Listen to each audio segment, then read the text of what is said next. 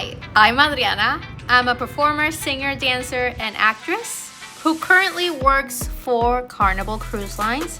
And today I'm going to share with you the story on how I started working for cruise ships and how you can get there too.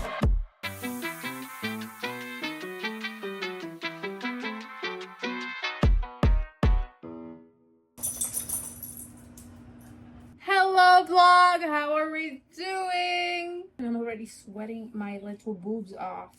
What's up everybody? Welcome back. Another day, another upload. If we didn't know each other just yet, I'm Adriana. I'm a performer who currently works for Carnival and is going on her second contract on the Carnival Breeze in less than a month. And today we are talking all about how the I got into working for a cruise ship. And while we're doing story time, I'm going to be getting ready because we're going out to the Cheesecake Factory. Actually, we're just gonna have a little dinner, me, my mom, and my husband. I might as well do a little story time while I get pretty, even though I am gorgeous already, but you know, it's hard to live like me. Okay, I'm done. If you like this type of content, sure that you let me know on the comments below, and like and subscribe so you can always get all the tips and the tricks and the tutorials that you need. I want to apologize first and foremost. This hair is giving mother knows best, but like when she doesn't have Rapunzel's hair to, you know, be pretty and all, but it's okay. It's not okay, actually. It's not okay. I've been doing so many wavy and curly hairstyles that my hair is finally air dry and wavy. Usually it will air dry extremely straight. I will be getting a haircut before I leave for my contract though, so enjoy it while it lasts. I'm not even doing anything tonight for it. I'm just gonna whoops. Bagada biggity boop bitty boop boop boom boom. My standards are low, but it's okay. So story time. First thing you need to know about me, if you don't know me personally, never ever ever in a million years did I want to work for a cruise ship. Yep, secret's out, cancel me. I never envisioned myself working for a cruise ship. I never even thought that there were performers on a cruise ship, like legitimate singer, dancers, anything on a cruise ship. It wasn't a thought. It wasn't a goal. It wasn't anything that I was striving for. And that is because it wasn't really until I got out of college that I knew of cruise ships. As I was getting into the theater community in Florida, that's when I actually started learning of cruise ships. There's only been one goal for me, and that's been Broadway. But it didn't start like that. I always knew I was gonna move to New York and be on Broadway. You may be thinking Broadway as in musical theater, but I actually wanted to be on Broadway as a ballerina. When I was a kid, my goal was to be a stinking little ballerina dancing for the New York City Ballet. That was it. That was all I knew. I started ballet when I was 4, and I went to do it all the way until I was 18. That's everything that I knew for a long time. And don't get me wrong, I love ballet. Ballet is still the foundation of so many things.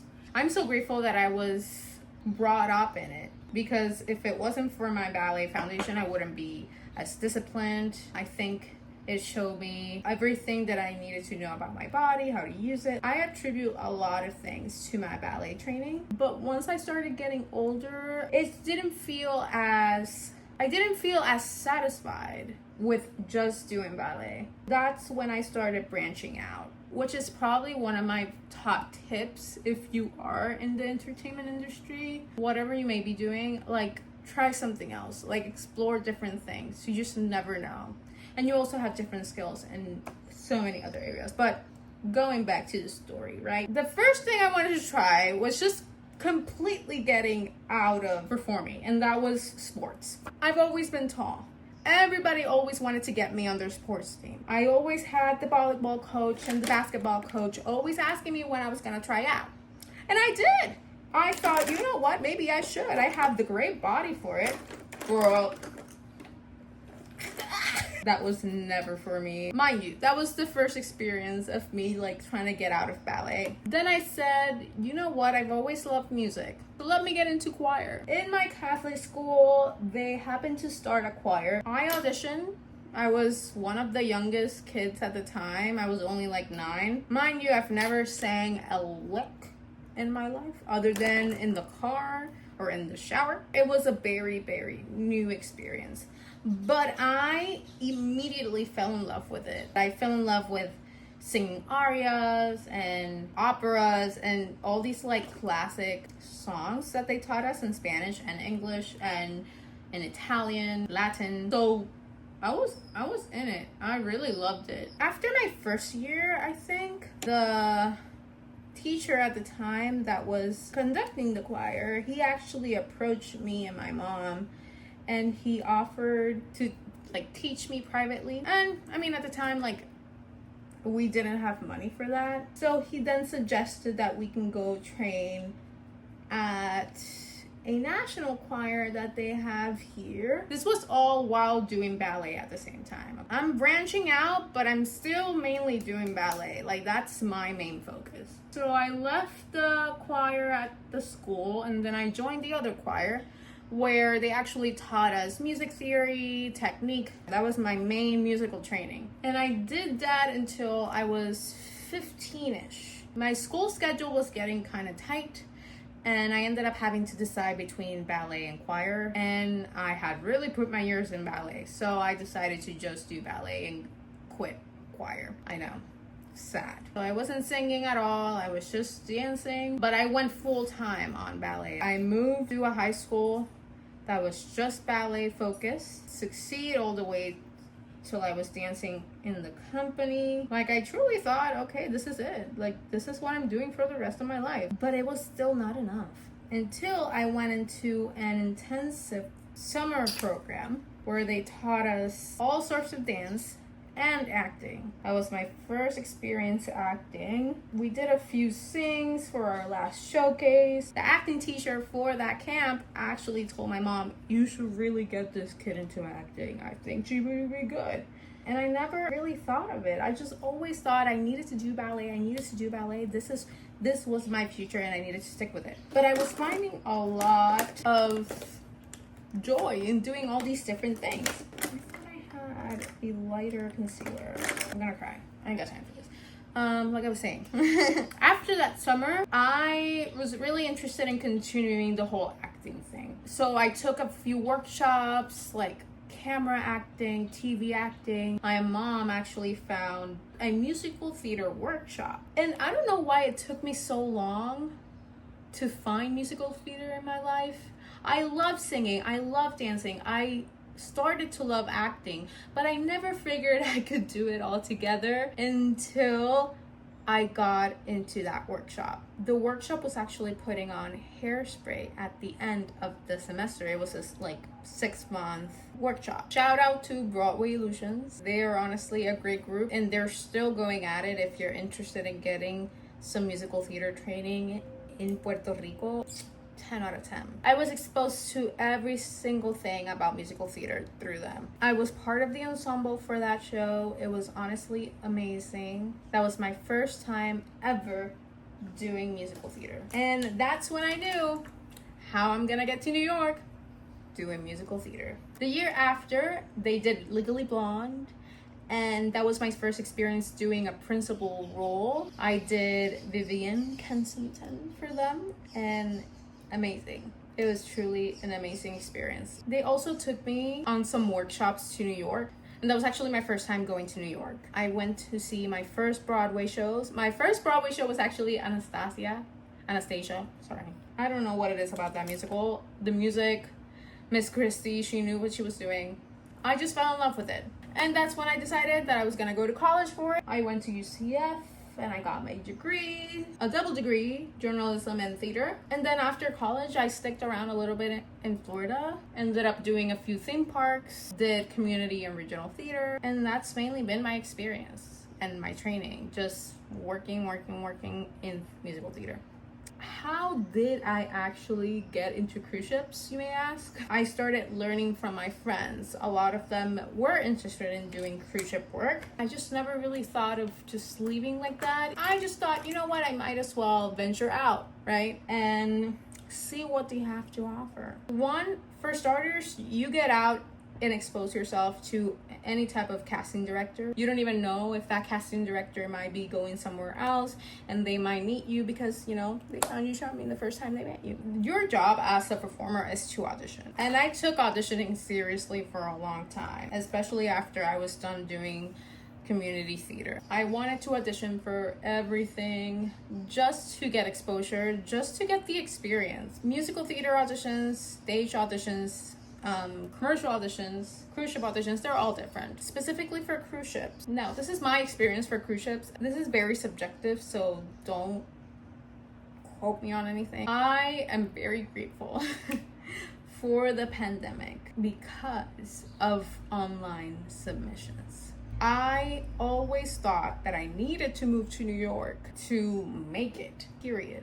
Like, there was no way I was gonna be able to be seen if I didn't move to New York and audition every single day. The pandemic allowed everybody to start doing things virtually. I don't even know why it took us so long, honestly. But anyways, but even then, you still have to kind of go to New York for a lot of things, especially for callbacks. So I knew I still needed to move to New York somehow. We tried many times. When I say we, I mean me, myself, and I. The first time I moved to New York, I was subleasing for a friend, and I ended up getting cast after 2 months in a show back in Florida for Hunchback of Notre Dame for the dream role of Esmeralda, and I knew I couldn't let that opportunity leave, so I made my way back to Florida. Me and my husband, boyfriend at the time, we did long distance a few times, you know, because I knew I needed to be in New York.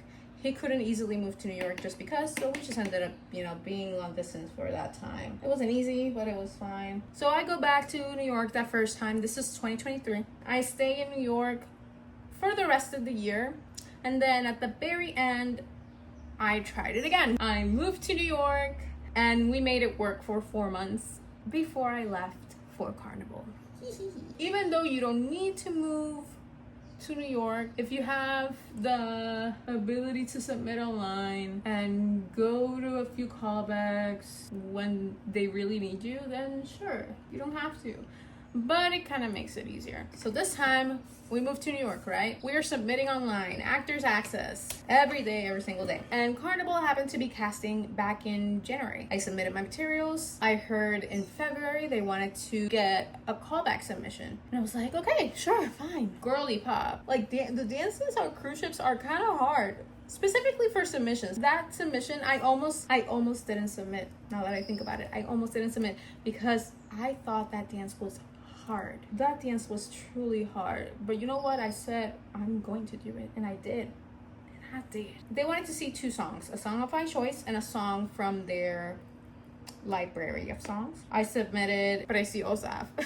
Because they have a show in Spanish, okay? So I wanted to showcase that I could sing in Spanish. I just needed to like submit it super quick. So I just sang whatever. And then I submitted Chandelier by Sia. That song is hard, y'all.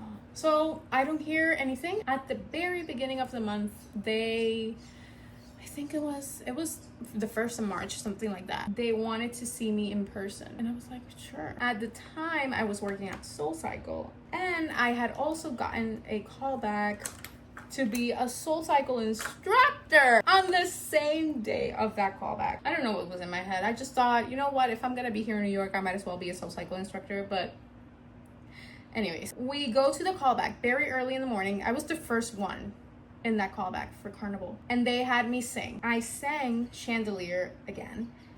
And I sang another song again in Spanish as my song of choice because I really wanted to showcase my Spanish. And I did. And it was really good, not gonna lie. And they wanted to see me again for the dance callback at 2. Mind you, at 1, I had my Soul Cycle callback. And I tell the casting director this, and she was like, well, we have to see you at 2. So if you can make it, perfect. If not, we're just gonna have to wait another time. And I was like, okay, I'm gonna make it. I don't know how, but I'm gonna make it.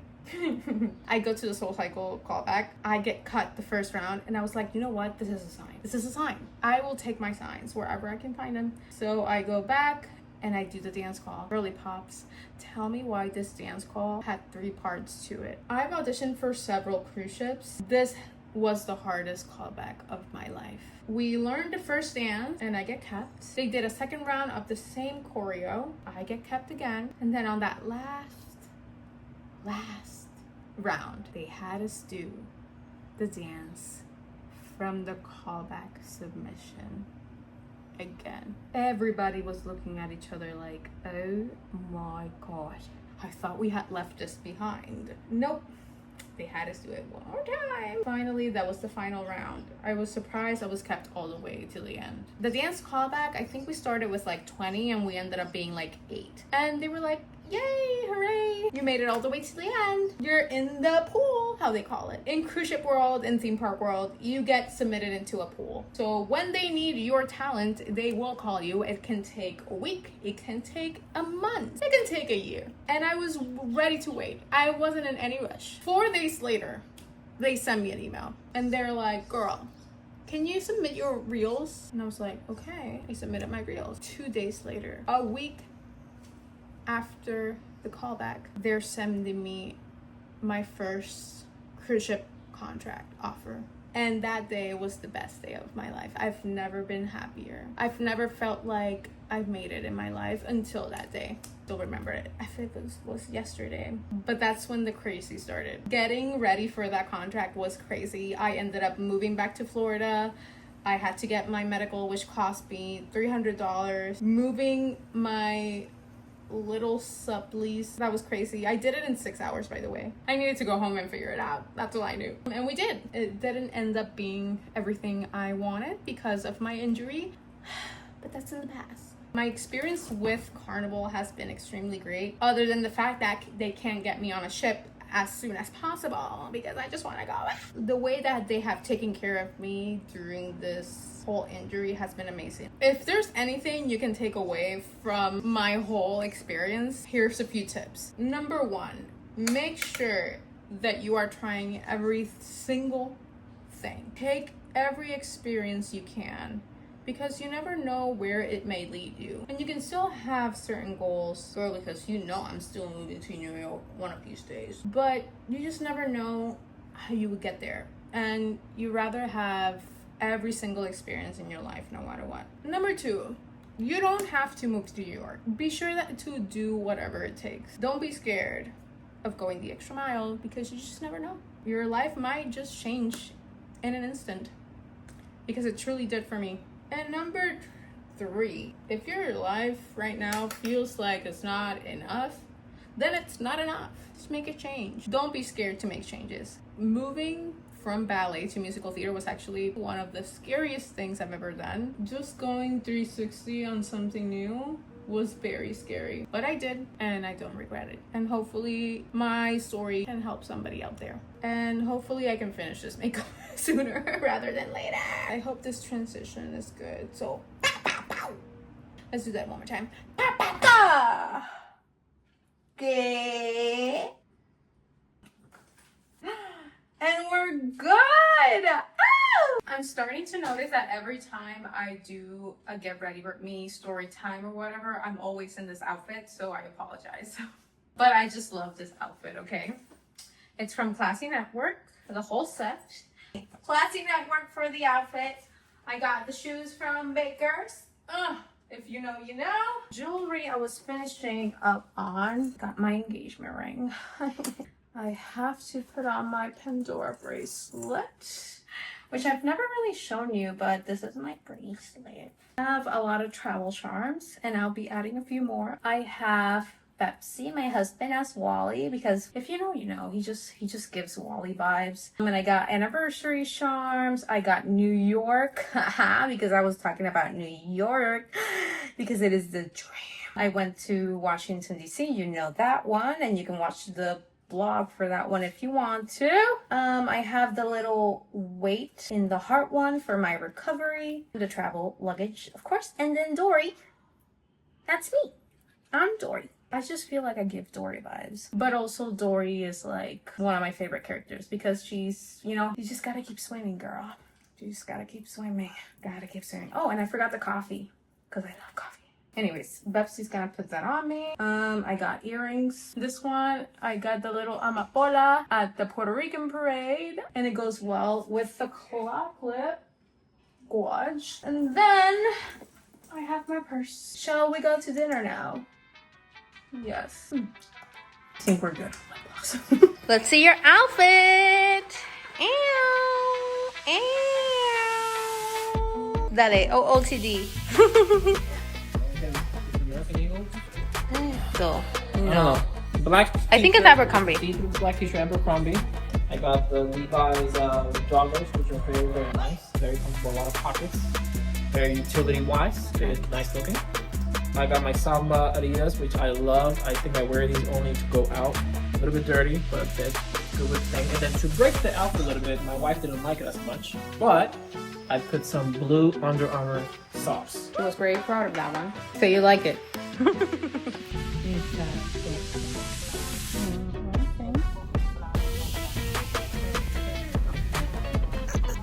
Well, the night took a turn when we went to Cheesecake Factory and it was extremely full. So we ended up at the P.F. Chang's, which is also not a bad choice. Ah, y ahora gusta tomar video porque Y de ahí saca la foto. Ajá. Ah, ok. Sonríe.